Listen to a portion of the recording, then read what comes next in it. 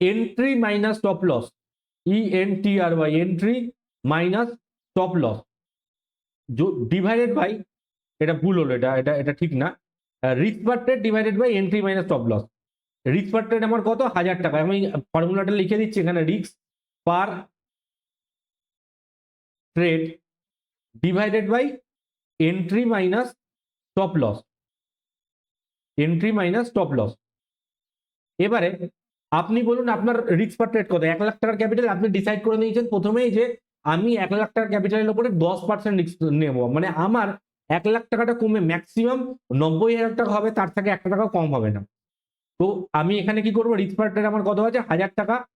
এবারে আমাকে বার করতে হবে entry minus stop loss. Entry minus stop loss আমি কিভাবে বার করব, সবার আগে আমি আমার গুগলটা খুলবো একবার।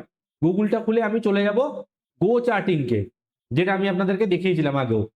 তো আমি গো চার্টিংটা খুললাম। এবারে এখানে আপনি যে কোনো একটা স্টকস বলুন, সাপোজ আমি এখানে ধরছি যে জিন্দাল স্টিল, ধরুন জিন্দাল স্টিল ধরলাম, লিখবো এখানে জিন্দাল স্টিল, JINDAL STEEL।